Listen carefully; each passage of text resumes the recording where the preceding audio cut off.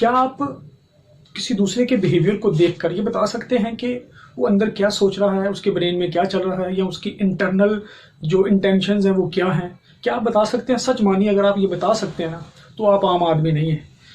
तो क्या अगर हम इसे रियलिटी फ्रेम में देखें तो क्या वाकया ही ऐसा पॉसिबल है कि हम किसी के बिहेवियर को देखते हुए उसके जो इंटरनल मोटिवेशंस हैं, इंटरनल इंटेंशंस हैं, जो उसके अंदर क्या चल रहा है, क्या हम बता सकते हैं? जिस तरह अक्सर हम कहते हैं कि पता नहीं भाई, दिलों के राज तो खुदा ही जानता है, लेकिन कहते हैं, ये कहने की बात है तो, लेकिन हम इसे मानते नहीं है, हमारा इस पर यकीन नहीं है। क्यों? क्योंकि हम दूसरे लोगों के बिहेवियर को देखते हुए हम उनके जो अंदर है उसको भी हम इन्फर कर लेते हैं, और जो एटीट्यूड्स हैं या जो बिहेवियर की जो काजेज हैं उसके बारे में हम जो है वो खुद से इन्फर कर लेते हैं, तो भूल जाते हैं कि दिलों की बातें और दिलों के राज तो सिर्फ खुदा जानता है। So the self perception theory actually tells us about how this works. So सबसे पहले देखिए the significance of Bem's self perception theory. एक इंपॉर्टेंट क्वेश्चन भी है, सिग्निफिकेंस और इसकी इंपॉर्टेंस क्या है। Okay, there is a relationship between the behaviour and the attitudes. Behaviour and attitude दो चीजें हैं, बिहेवियर है और एक एटीट्यूड है, बिहेवियर और attitude. So this theory, the theory of the Bem's self perception theory, actually explain the causal relationship and the causal link between the behaviour and the attitudes. So this theory pose the casual link between attitude and behaviour. अच्छा, अब casual link क्या है कि कौन किसका काज है? देखिए, common sense जो है वो ये कहती है कि एटीट्यूड की वजह से बिहेवियर जन्म लेते हैं। This is a statement propose by the common sense. But जो ये थ्योरी है, जो बेम की थ्योरी है, वो इसको अपोज करती है। वो कहती है नहीं, बिहेवियर को देखते हुए हम जो है वो हमारे एटीट्यूड्स और बिलीव्स जन्म लेते हैं। This is a very important point of this theory कि एटीट्यूड से बिहेवियर जन्म लेते हैं या बिहेवियर से एटीट्यूड जन्म लेते हैं। अगर इसके बारे में आपके पास कोई थ्योरी हो या आपने कहीं पढ़ा हो तो आप जरूर शेयर कीजिए कि एटीट्यूड से बिहेवियर जन्म लेते हैं या बिहेवियर से एटीट्यूड जन्म लेते हैं। सो it argues that people become aware of certain attitudes by observing their own behavior. Actually, this is the statement proposed by the theory of Bem's self-perception theory. So, अगला point क्या है? It occurs when internal cues such as emotions and motivations are unclear, vague, ambiguous. When internal states, internal attitudes, internal cues are unclear, vague, ambiguous. So then this type of self-perception, this type of perception actually occurs. Okay, and the individual attributes their attitudes or beliefs to their overt behavior. फिर जब internal cues जो है वो ambiguous है, not clear है, तो फिर क्या है, इंसान जो है वो अपने behavior को जो है वो अपने एटीट्यूड की वजह बताता है। सो बिहेवियर को एटीट्यूड की जो है वो वजह बताता है। Self perception is similar process. Here we have an introduce another term that is the cognitive dissonance। वो देखते हैं वो क्या है। Self perception is a similar process to how we would infer an other person's internal state by observing their behavior। सो ये बात है जिसकी हम बात कर रहे हैं कि दूसरे लोगों को जिस तरह हम उनके बिहेवियर को देखकर उनके इंटरनल स्टेट्स का अंदाजा लगाते हैं, या हम कहते हैं कि इसके अंदर ये चल रहा है, इसके दिल में ये चल रहा है। सिमिलरली हम अपने बिहेवियर को देखकर जो है वो अपने भी एटीट्यूड्स और अपने बिलीव्स का जो है वो एक उसकी बिलीव्स की फॉर्मेशन करते हैं और उसका अंदाजा लगाते हैं। So this is a very similar process. जिस तरह हम दूसरों के बिहेवियर को ऑब्जर्व करके एटीट्यूड्स फॉर्म करते हैं, सिमिलरली हम अपने बिहेवियर को ऑब्जर्व करके in this theory behaviours comes first. Behaviours को देखकर एटीट्यूड की फॉर्मेशन होती है। So now we have the cognitive dissonance. Cognitive dissonance is a very important a term in or a phenomena in the social psychology। ये दोनों जो है self perception और कोग्निटिव प्रोसेस, कोग्निटिव डेसोनेंस, ये दोनों जो है एक दूसरे के साथ रिलेट भी करते हैं।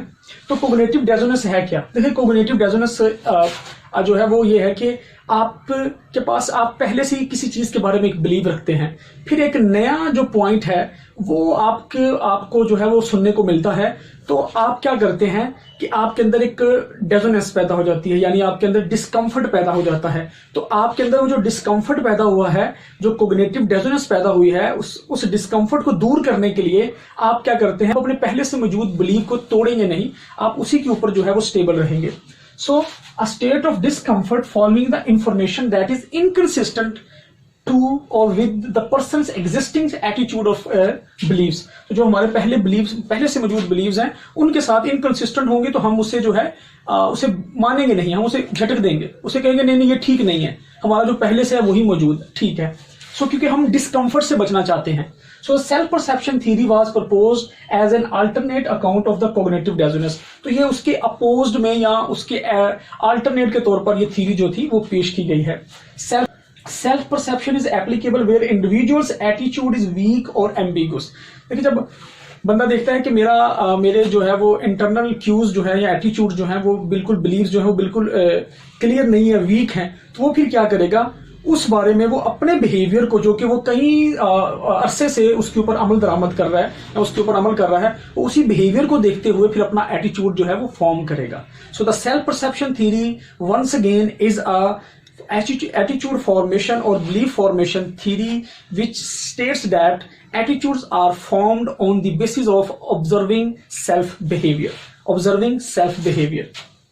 So एक हमने पहले बात की थी कॉमन सेंस और ट्रेडिशनल एटीट्यूड फॉर्मेशन के बारे में। कॉमन सेंस और ट्रेडिशनल व्यू क्या है कि एटीट्यूड जो है वो बिहेवियर को डिटरमिन करते हैं, यानी एटीट्यूड पहले से मौजूद होते हैं, उसकी वजह से हमारे बिहेवियर जो है वो जन्म लेते हैं। लेकिन this is a common sense traditional view.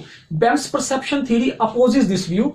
Bem's perception theory क्या कहती है कि बिहेवियर ऑफन डिटरमिन एटीट्यूड्स और बिलीव्स। हम अपने बिहेवियर्स यानी पहले होते हैं, फिर उनको देखते हुए हम अपने बिलीव्स जो हैं वो डिटरमिन करते हैं और बिलीव्स को जो है वो फॉर्म करते हैं। Okay, the application of self perception, Bem's self perception theory in the real world is actually in the marketing and consumer research. आपने एक टेक्निक सुनी है, हमने सोशल साइकोलॉजी की बहुत इंपॉर्टेंट टेक्निक है जो मार्केटिंग और कंज्यूमर रिसर्च में इस्तेमाल होती है, that is foot in door technique. Foot in door technique. Foot in door technique क्या है कि अगर आप किसी आदमी को एक छोटी सी रिक्वेस्ट करते हैं कि सर आप ये जो है ये 5 रुपए का है, एक पैकेट है, ये खरीद लीजिए, और तो उसके बहुत ज्यादा चांसेस हैं कि वो खरीद लेगा। अगर वो आपकी छोटी रिक्वेस्ट को मान लेता है सो इट मीन्स डैट मान लेगा। पहले आप 5 रुपए का देते फिर कहते सर ये 100 रुपए वाला भी आप खरीद लीजिए, बड़ा अच्छा आपके लिए। तो ये है फुट इन डोर टेक्निक। तो इसमें भी जो है वो सेल्फ परसेप्शन थ्योरी जो है, क्योंकि बंदा जो है वो अपने अगर उसने पहले 5 रुपए वाली चीज खरीद ली है तो वो उससे अब उसका बिहेवियर जो है वो पॉजिटिव बिहेवियर जनरेट हो गया है। तो वो कहेगा कि अगर ये मैंने खरीदी है तो ये मेरे लिए फायदेमंद है, सो मैं 100 रुपए वाली चीज भी इससे खरीद लेता हूँ। सो दूसरी है self perception theory in therapeutic setting. In counselling setting और in therapeutic setting, clinic setting के अंदर भी ये जो है ये एप्लीकेबल है। So how it is applicable in that scenario, how self therapy में हाउ सेल्फ डिस्क्राइब्ड एटीट्यूड्स और beliefs may be operating during the session.